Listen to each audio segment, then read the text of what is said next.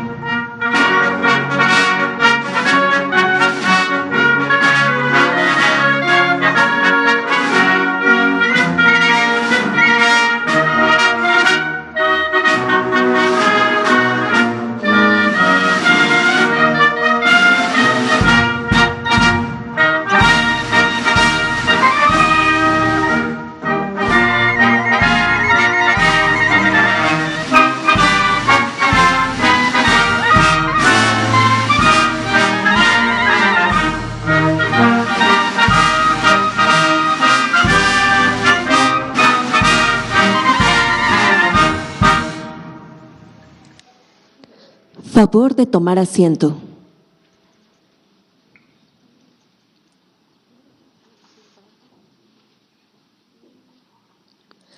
Preside esta ceremonia de exposición de las iniciativas de reforma a la Constitución el presidente constitucional de los Estados Unidos Mexicanos, licenciado Andrés Manuel López Obrador.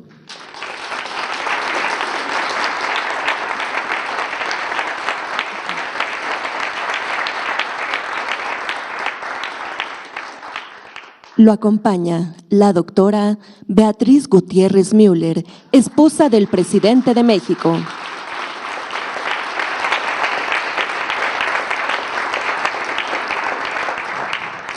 También nos acompañan integrantes del Gabinete Legal y Ampliado del Gobierno de México, representantes de medios de comunicación y quienes nos siguen por Internet a través de las redes sociales.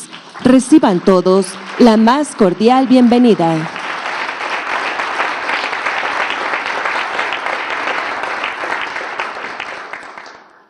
Escuchemos el mensaje que dirige el licenciado Andrés Manuel López Obrador, presidente constitucional de los Estados Unidos Mexicanos.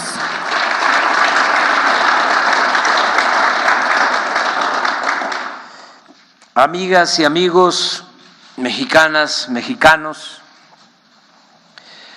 conmemoramos en esta fecha histórica un aniversario más de la Constitución de 1917, vigente, Y en este recinto, donde se aprobó la Constitución Liberal de 1857, doy a conocer al pueblo de México los fundamentos y motivos que me inspiran para presentar un paquete de iniciativas de reformas legales orientadas a modificar el contenido de artículos antipopulares que fueron introducidos durante el periodo neoliberal o neoporfirista. Todos ellos,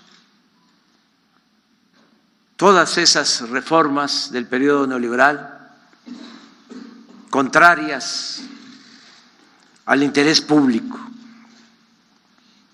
Se trata de adulteraciones que niegan el sentido general de nuestra Carta Magna, que fue fruto de un movimiento popular revolucionario y por lo mismo concebida desde el inicio con un espíritu nacional, social y subrayo público. Las reformas que propongo buscan establecer derechos constitucionales y fortalecer ideales y principios relacionados con el humanismo, la justicia, la honestidad, la austeridad y la democracia que hemos postulado y llevado a la práctica desde los orígenes del actual movimiento de transformación nacional. Sostengo que el humanismo mexicano se nutre de la herencia cultural que nos legaron las grandes civilizaciones mesoamericanas y de la fecunda historia política de nuestro país, con sus próceres ejemplares, como el padre de nuestra patria, el cura Miguel Hidalgo y Costilla, que no solo luchó por la independencia, sino también, y con mayor énfasis, por la justicia. Por eso la fecha que más celebra el pueblo de México es la del inicio, la del grito de Dolores, y no la de la consumación de la independencia ocurrida 11 años más tarde. A los mexicanos nos importa más el precursor, el cura Hidalgo, que Iturbide, el consumador, porque el cura era defensor del pueblo raso y el general realista representaba a la élite, a los de arriba, y solo buscaba ponerse la diadema imperial. Hidalgo estaba hecho de otra madera. Fue el primero en proclamar la abolición de la esclavitud. En el pensamiento y en las acciones, Hidalgo era todo un revolucionario y no se andaba por las ramas. Por ejemplo, en una de sus cartas al intendente Juan Antonio Reaño, escribía: no hay remedio, señor intendente, el movimiento actual es grande y mucho más cuando se trata de recobrar derechos santos concedidos por Dios a los mexicanos, usurpados por unos conquistadores crueles, bastardos e injustos, que auxiliados de la ignorancia de los naturales y acumulando pretextos santos y venerables, pasaron a usurparles sus costumbres y propiedad, y vilmente de hombres libres convertirlos a la degradante condición de esclavos.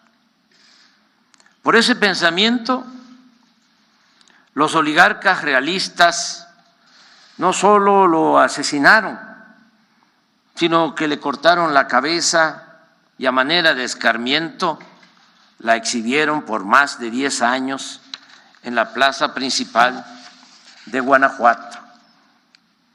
Lo mismo se puede decir de la vida pública de otro cura bueno y rebelde, José María Morelos y Pavón, quien dio a conocer en Chilpancingo, Guerrero, en 1813, un documento conocido como Sentimientos de la Nación, un texto fundacional en el que se recoge y expresa en pocas palabras, con sencillez y buena prosa, un tratado de humanismo aún vigente por su relevante dimensión social.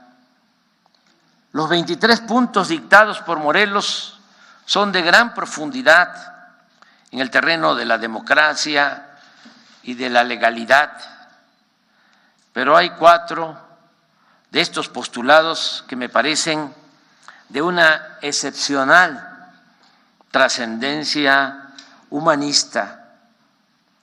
Decía, por ejemplo, Morelos, que se modere la indigencia y la opulencia.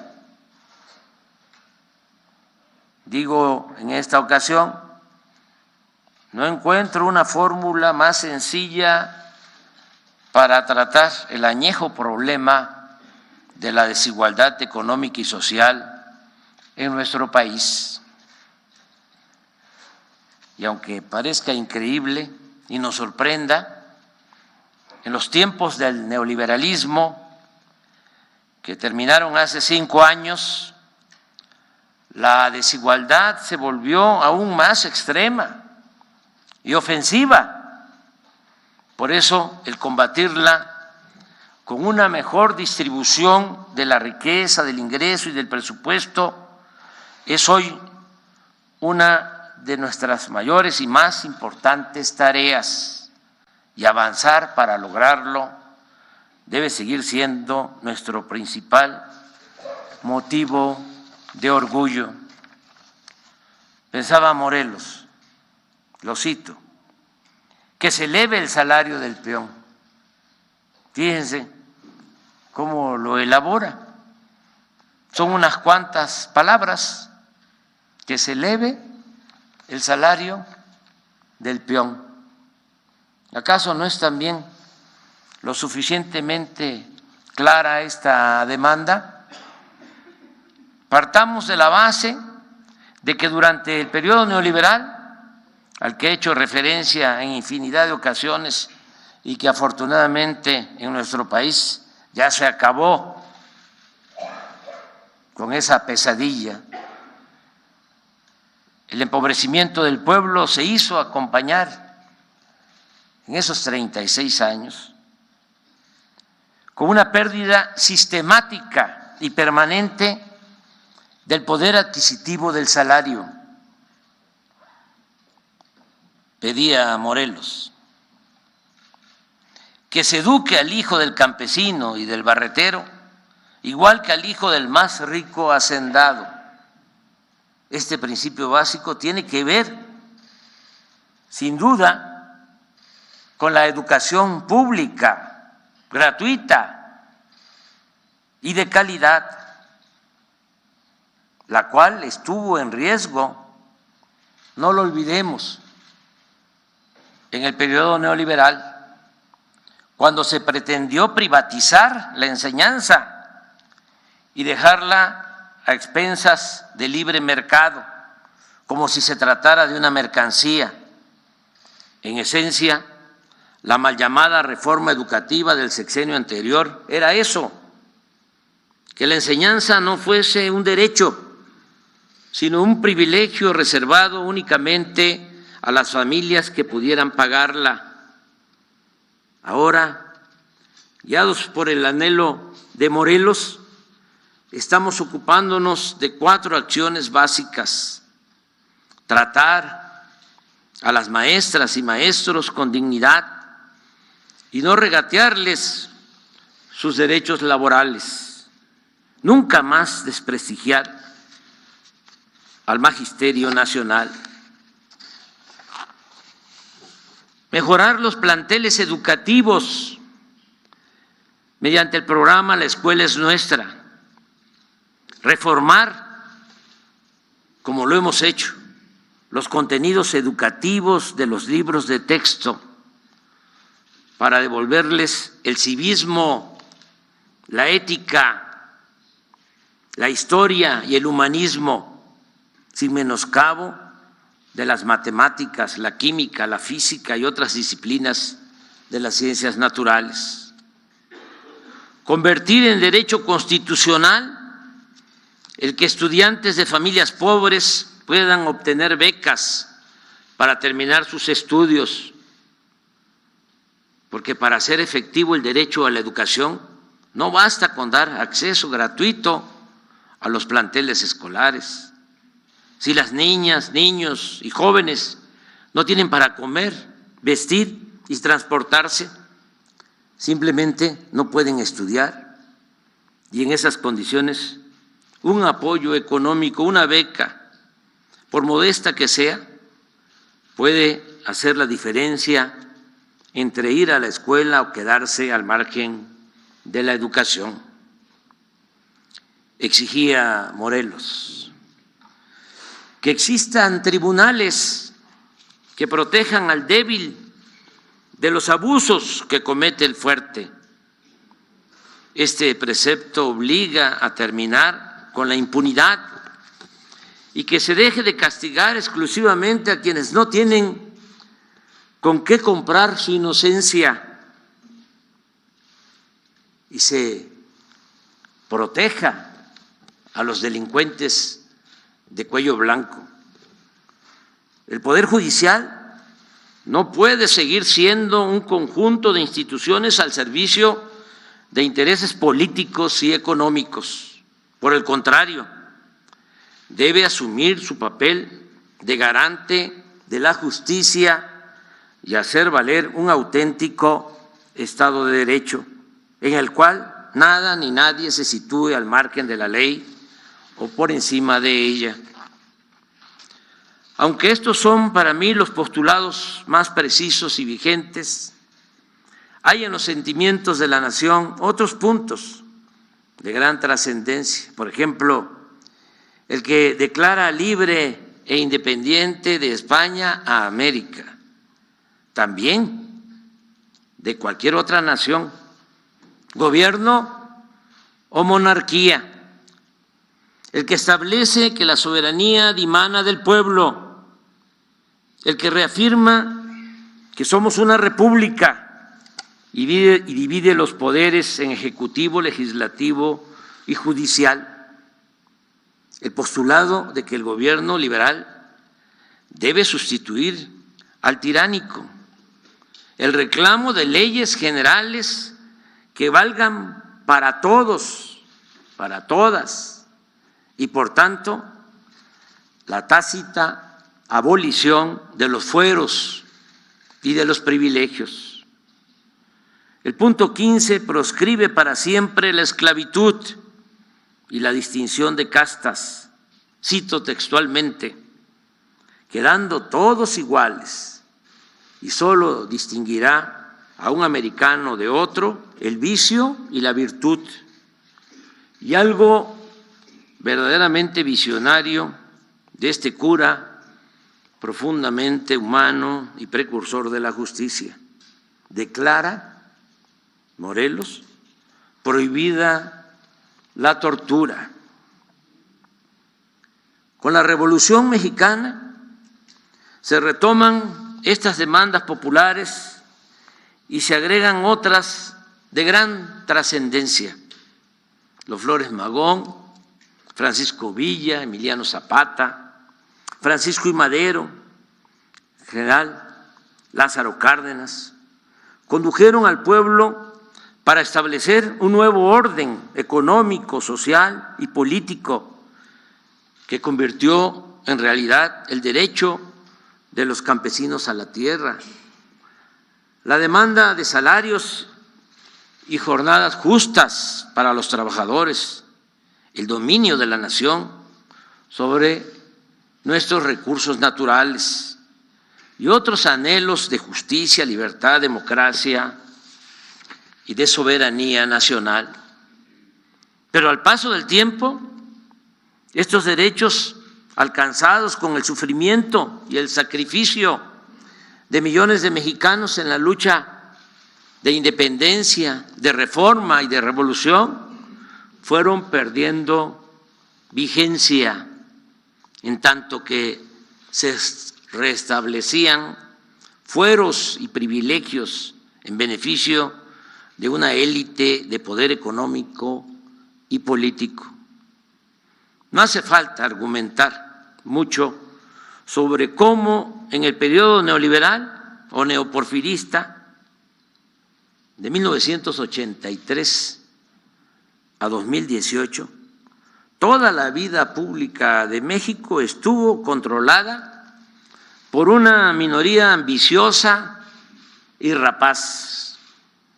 México era país de unos cuantos y para ellos el pueblo no existía. Por eso la gente, cansada de tanto abuso y desprecio, apoyó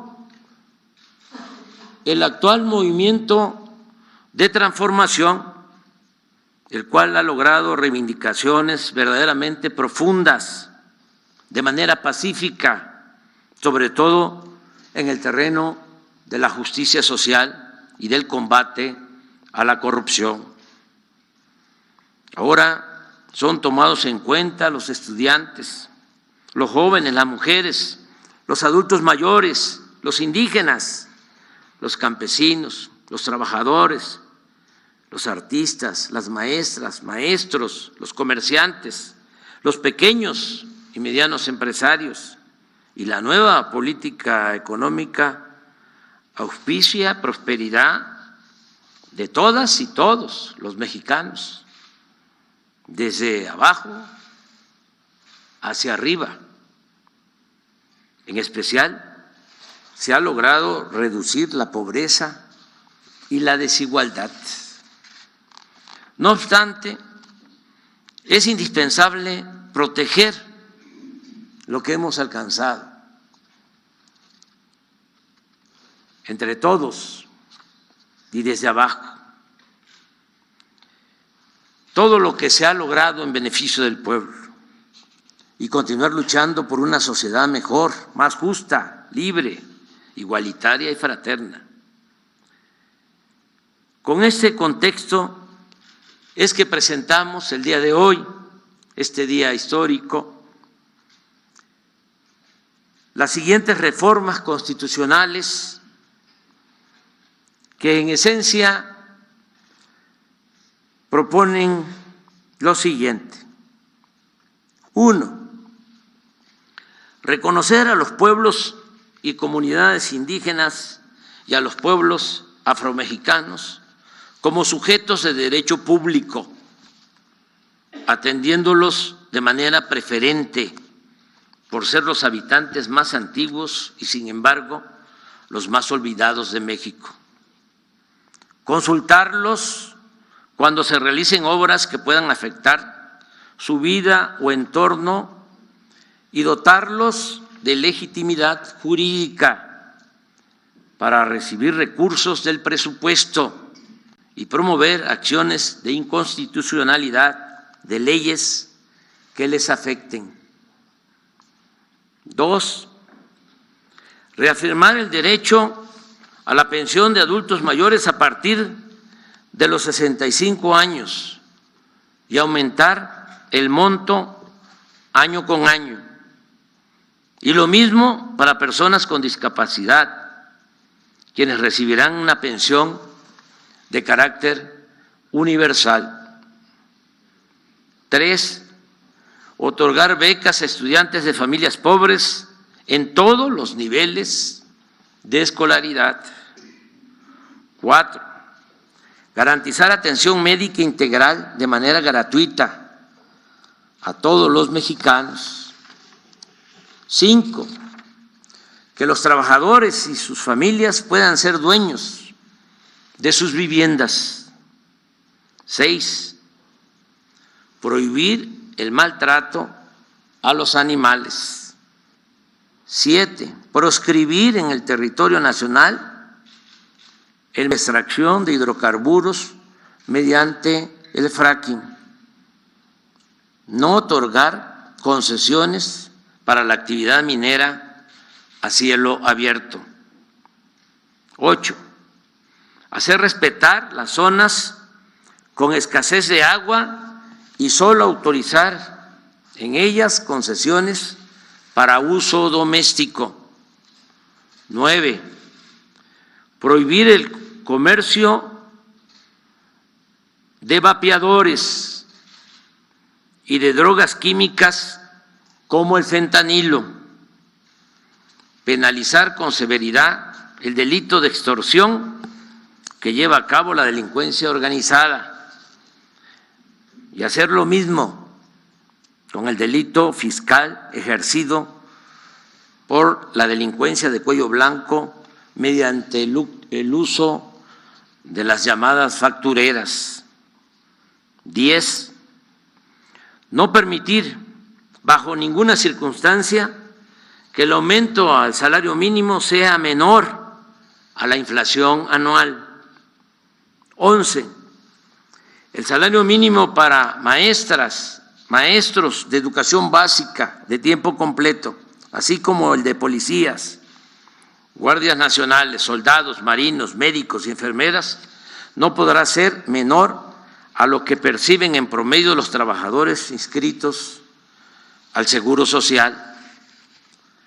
12, se propone revertir las reformas de pensiones, tanto la aprobada durante el gobierno de Ernesto Zedillo en 1997 como la impuesta en el 2007 por Felipe Calderón, porque afectan injustamente a trabajadores del Seguro Social y del ISSSTE, pues les impiden jubilarse con el 100% de su salario.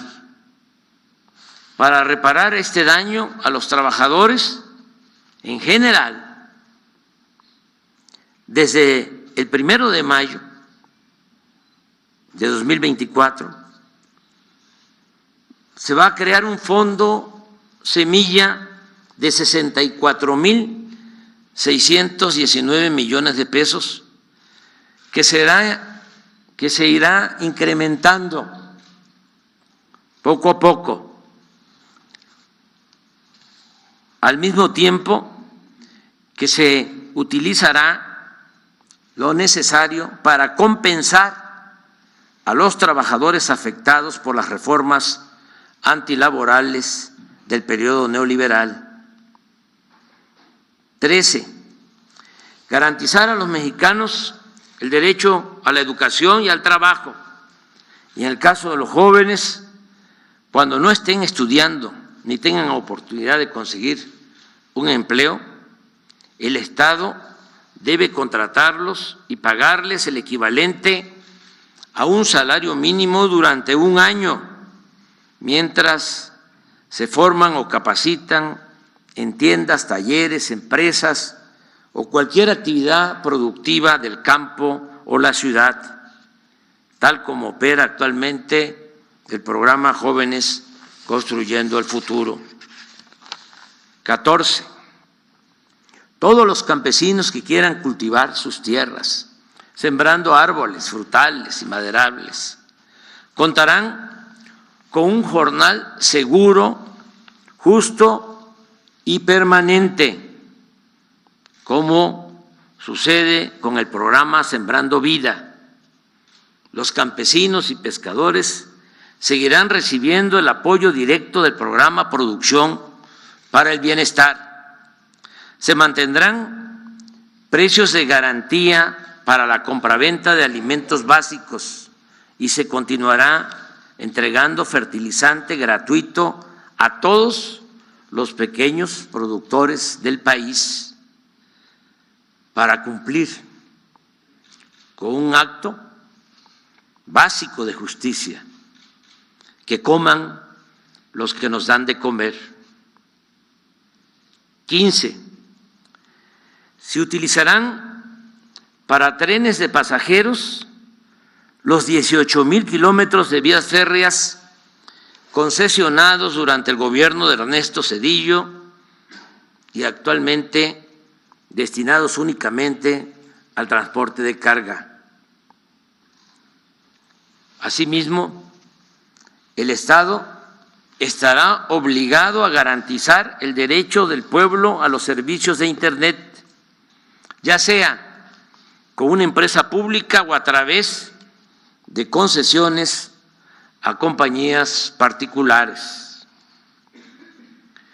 En la reforma constitucional que proponemos y se entregará el día de hoy, se le devolverá a la Comisión Federal de Electricidad su carácter de empresa pública estratégica en beneficio de los consumidores domésticos y del interés nacional, criterio que le quitaron durante el periodo neoliberal con el propósito de favorecer la privatización de la industria eléctrica.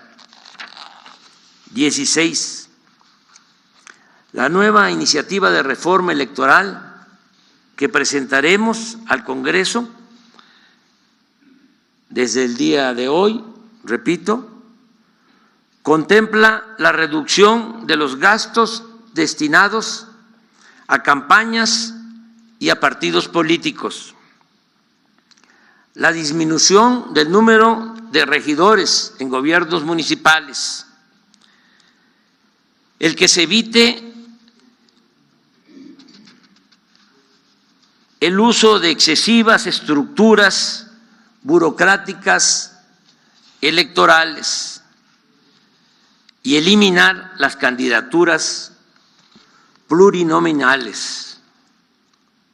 El Congreso de la Unión se integrará por 300 diputados y no por 500, y el Senado se conformará con 64 y no con 128 legisladores como ocurre ahora.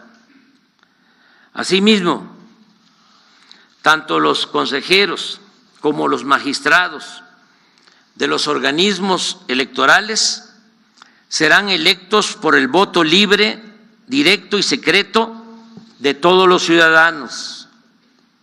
Se fortalecerá la democracia participativa con la reducción del 40 al 30% de participantes en consultas populares para hacerlas válidas, efectivas y vinculatorias.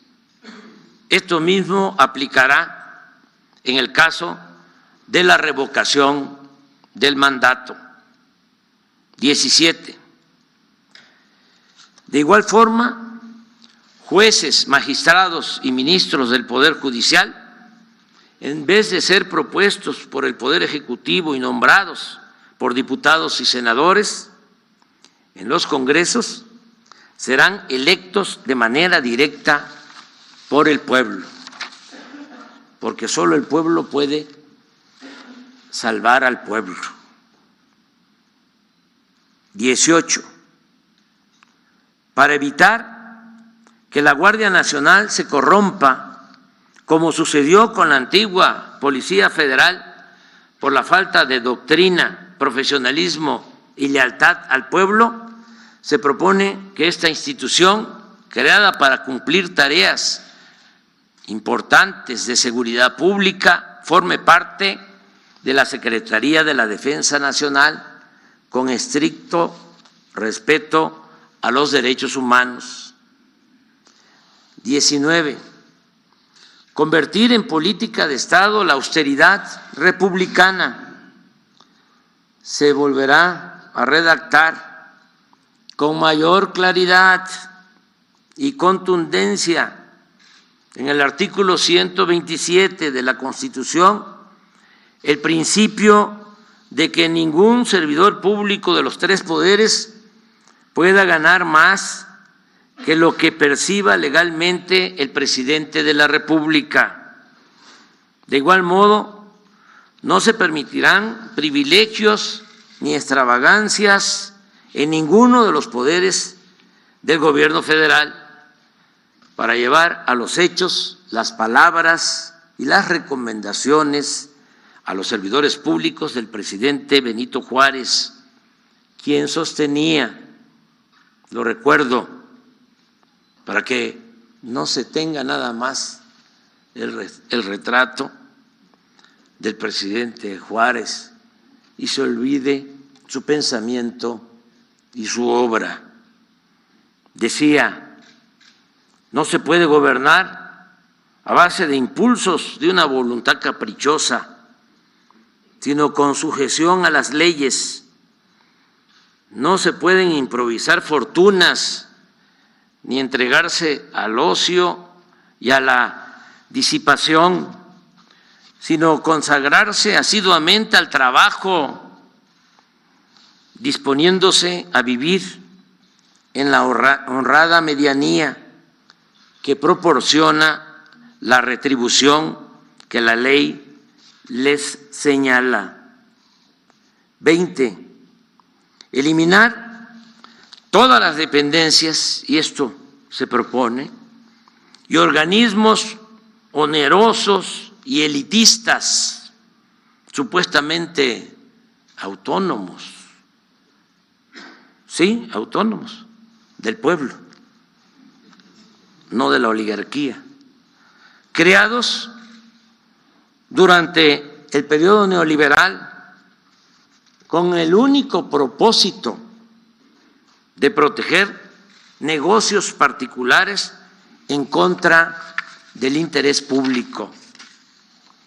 Amigas, amigos, estas iniciativas de reformas a la Constitución y a las leyes, como he dicho, serán entregadas el día de hoy por la Secretaría de Gobernación a la Cámara de Diputados para que en esta legislatura, en lo que falta de esta legislatura o en la próxima, se analicen, debatan y en su caso se aprueben para beneficio de la mayoría del pueblo. La esencia de estas normas y nuevos derechos es reencauzar la vida pública por la senda de la libertad, la justicia y la democracia, como lo demandaron y exigieron con sus luchas nuestros antepasados y sus abnegados dirigentes. Estas propuestas son a todas luces distintas y contrapuestas a las reformas que se aprobaron durante todo el periodo neoliberal, cuando jamás en los 36 años de ese oscuro periodo se pensó en beneficiar al pueblo, sino fundamentalmente en ajustar el marco legal para facilitar el despojo, la corrupción y la entrega de bienes del pueblo y de la nación a una minoría. Nunca, repito, en los 36 años de dominio oligárquico se reformaron los artículos de la Constitución para procurar la justicia. No hay nada que lo demuestre. Todo lo aprobado por los legisladores en ese largo y nefasto periodo tuvo como distintivo el afán de lucro y el desprecio por las mayorías. Ahora afortunadamente estamos viviendo otro momento, un momento estelar en la historia de nuestro país. Y nos juzgaría mal la historia si no actuáramos de manera consecuente con las ideas y los principios que enarbolaron e hicieron valer nuestros antepasados, nuestros héroes, nuestros mártires. Estoy consciente también que el éxito de la transformación en marcha no depende únicamente de las reformas a la Constitución y a las leyes. Hay otras cosas que son también muy importantes, fundamentales.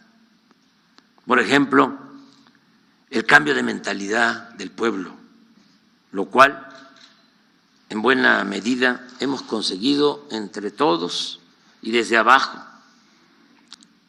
y que conocemos como la revolución de las conciencias, porque de ello depende en mucho evitar cualquier retroceso antipopular en el futuro. Además, como es sabido por muchos, estamos predicando y gobernando con el ejemplo.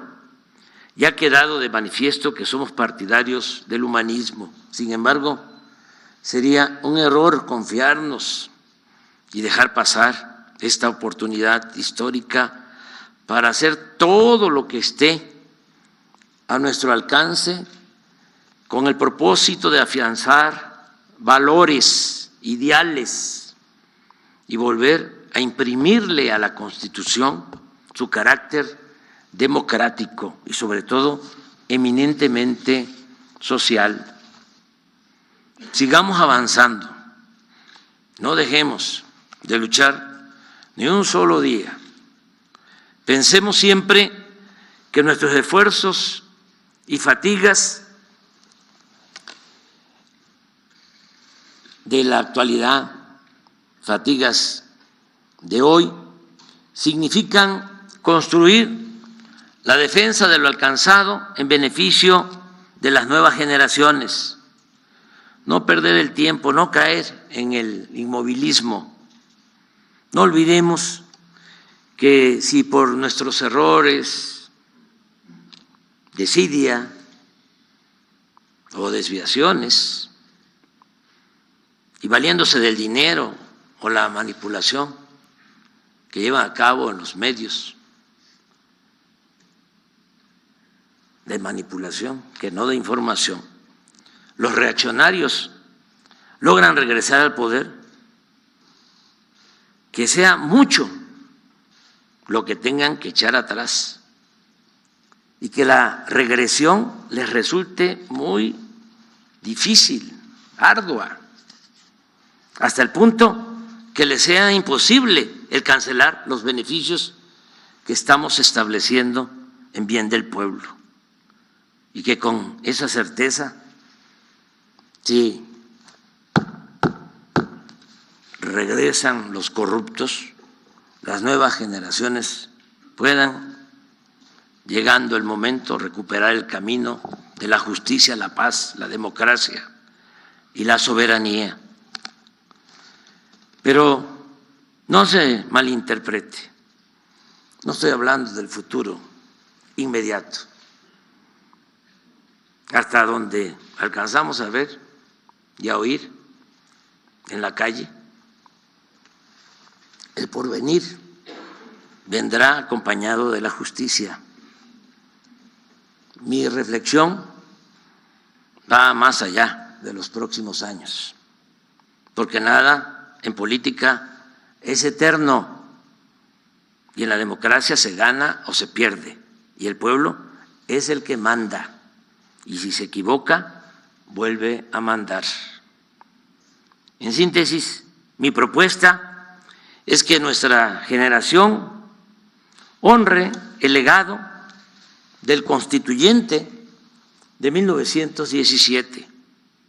De él recibimos una Carta Magna que, a pesar de las graves adulteraciones que sufrió durante el neoliberalismo, nos ha resultado fundamental para recuperar el país, limpiar la podredumbre de las instituciones y reorientar al Estado para ponerlo al servicio del pueblo.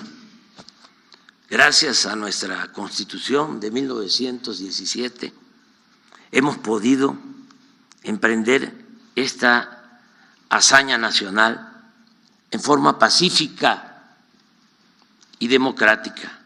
Y ahora es justo y necesario, como nuestra aportación a la historia y a las nuevas generaciones, que le devolvamos a la Constitución del 17 toda su dignidad, su humanismo y su grandeza. Que viva la Constitución de 1824, que viva la Constitución de 1857, que viva la Constitución de 1917. ¡Viva la transformación! ¡Viva México! ¡Viva México! ¡Viva México!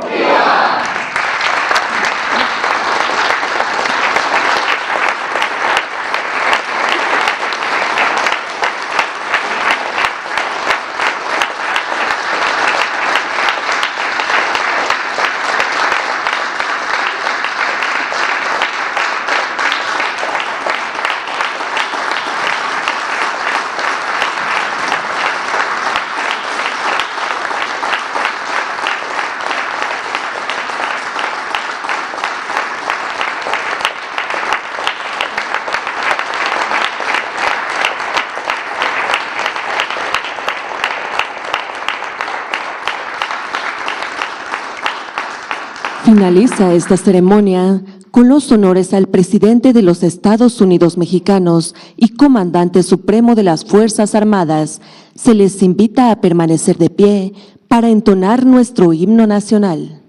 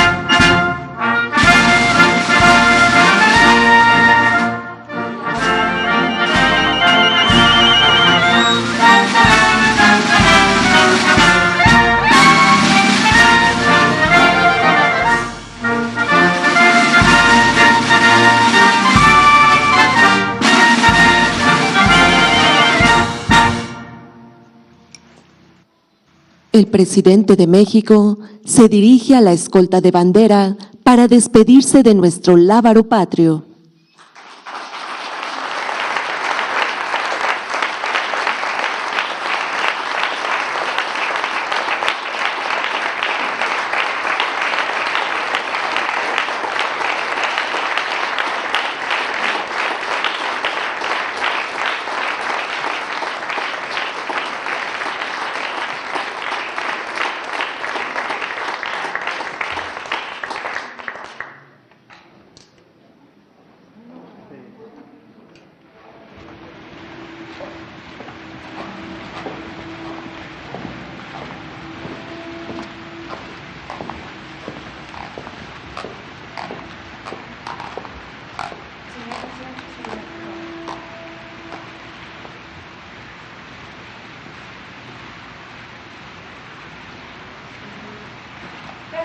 Se agradece la asistencia del presidente de los Estados Unidos mexicanos, así como de su distinguida esposa y de los funcionarios e invitados a esta ceremonia.